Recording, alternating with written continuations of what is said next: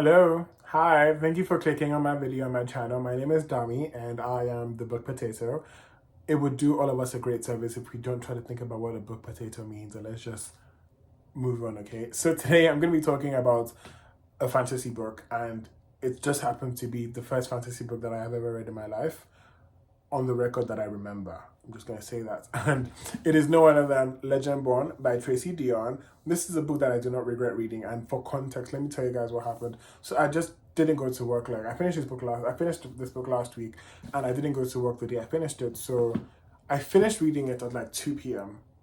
And in one swoop, I get up from my bed, I put on my slippers, I take my keys, and I run out to go get the second book, which is Blood Marks, it's the second installation. But I get to the bookstore and they ran out. I guess the books were selling like hotcakes, and I had to place an order in. Now I could have gone to another bookshop, but I didn't because I just wanted to come back home.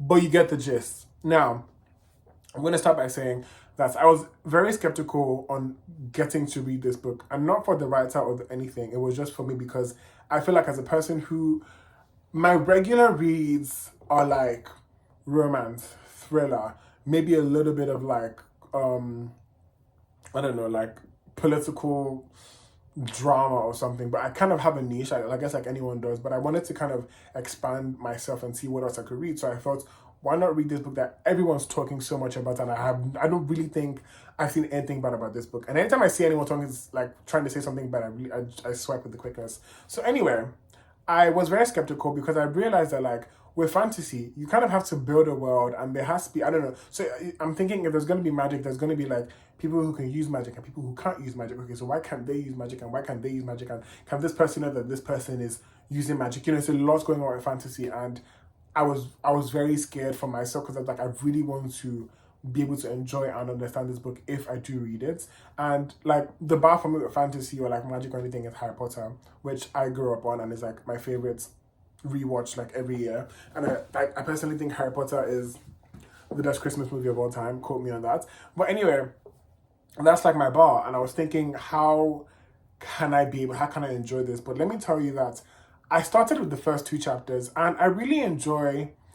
I'm going to try to sell you on this book without spoiling anything, but I really enjoyed how starting the book, it's like we are all with Bree, who is a protagonist, the woman. This is Bree. She is, the main person in this book. So it's like we're with Bree, and we all just enter this world together, and we're just going with it. And it's like we're just walking through everything that's going on. So what happens is Bree, unfortunately, loses her mom in the beginning of this book. Well, not at the beginning, she has lost her mom and then the book just starts. So basically, she loses her mom, and unfortunately, the last conversation they had was on where Brie was going for early college. Early college is basically like A levels, a diploma, but it's like that's how Americans call it, early college. But for sake of conversation, we're just going to call it college to make it very easy because early college sounds like a headache. But anyway, so she's talking about what she's going to for college with her mom, but her mom doesn't agree, and they kind of have a fight. And but I guess Brie goes out with her friends and she's like, I'll just talk to mom tomorrow. But her mom dies. And like anyone else,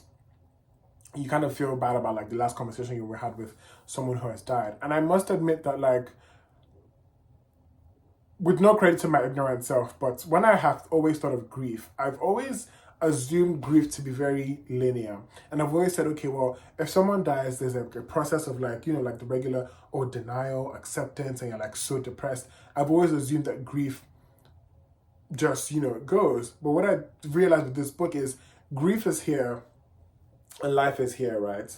And life is going, and it's either grief is going with us or grief is going to stay where it is till it's ready to keep moving.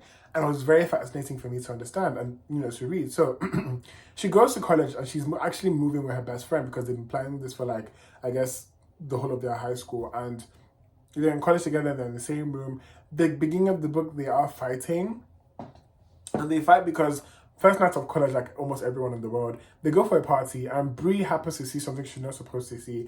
And by something, I mean she sees like some demonic, magical stuff that she's not supposed to see.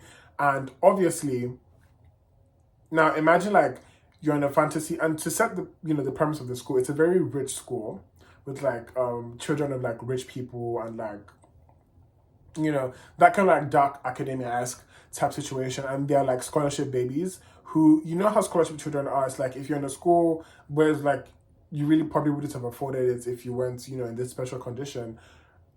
any slight mistake and misstep, the school they wouldn't hesitate to kick you out. So they go to this party, Bree sees something, and she really just, like, it's a very dramatic night for her, but she gets back to her dorm, and she wants to tell her friend, but she's not really sure what to tell her friend, because, like, who's going to believe her? You know how those tropes, because, like, I can't tell her because she's going to think I'm crazy. So she's thinking about what she saw, and then she starts to get an influx of memories from when her mom died.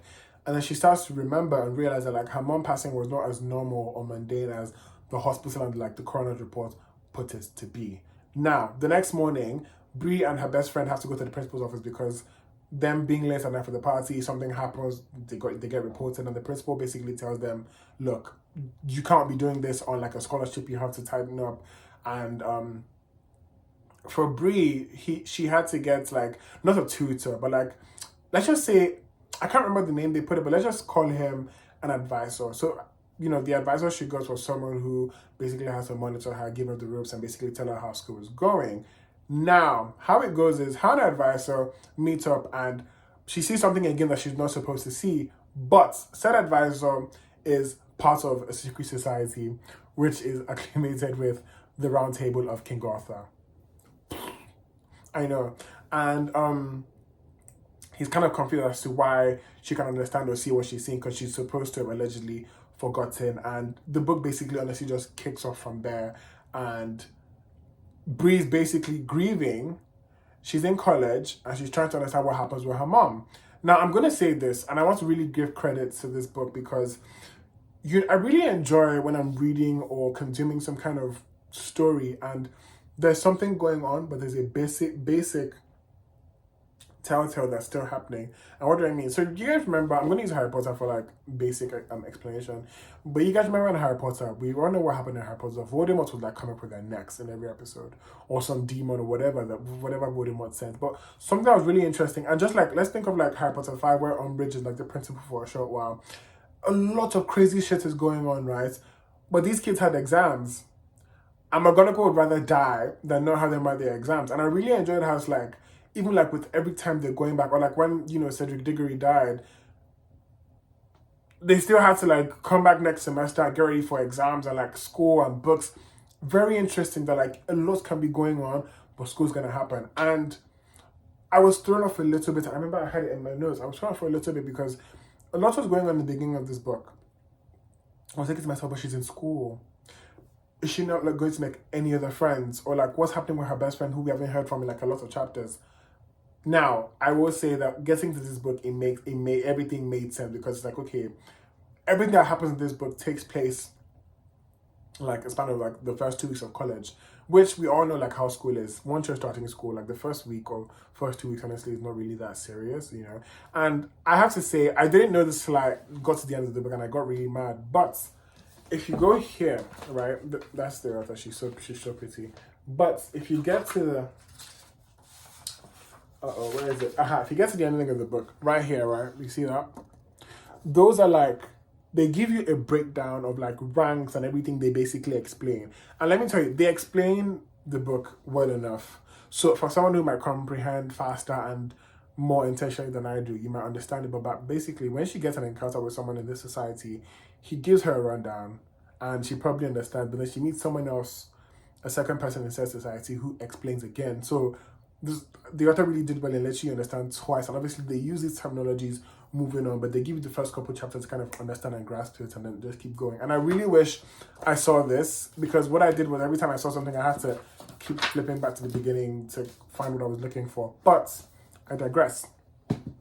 And basically, she's inserted to this society, which unfortunately she's the only black girl in said society.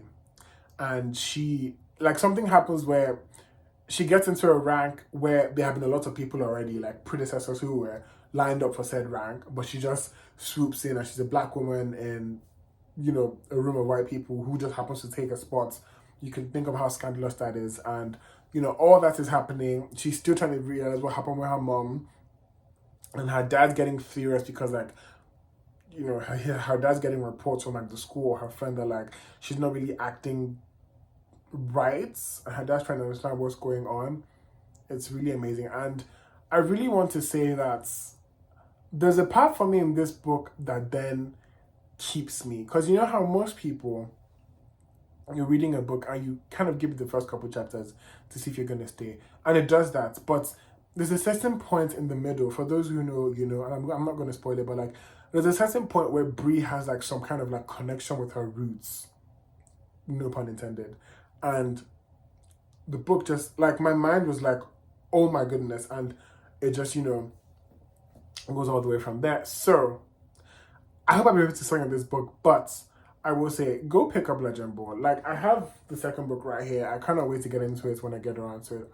That's going to be very soon. Like, literally, when I got the book, I sat in my car trying to go through the first couple chapters to see, and I realized that it starts literally from where the first book ended, and that's amazing. And the ending sequence in this book, like, I really feel like I want to go listen to the audiobook just to have a different feel, but same experience of how this book really helped me. It's so amazing. And one thing I know for sure is I'm going to try to like dip my toes more into fantasy and, you know, and see if I can enjoy them more, because this book has kind of actually opened me up to a lot more chances. So if I was to give this in a nutshell, what would I say?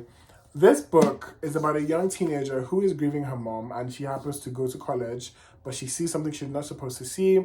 And while she's still trying to discover what happens with her mom, she gets catapulted into a world that is not her own, and she's trying to navigate herself into this world. But then gets into the middle, she's wondering, was I actually meant for this world, or what is going on, and how can I get out, or should I be getting out, or how am I supposed to get out, or do I get out alive? That's what this book entails. It's an amazing read. It's so delicious. Like, it's like I'm starting this book and I'm not getting to like finish this book type of read, and it's so amazing. I don't regret it, and I'm running my mouth now. But if you see this book, do yourself a favor and pick it up. Thank you so much for clicking on my video. I have been Dami, the Book Potato, and again, trust me, don't think about it. Don't even bother thinking about it. But thank you so much. If you like my face or liked how I tried to sell you in a book, subscribe, like, leave a comment, and let me know if you've read. Oh my gosh, if you've read it, because this book came out 2020, so I'm late to the club. I think everyone else has read this book except for me, and even the second one now. So if you've read it, please tell me, how do we feel? And I have to ask, like, who does she end up with?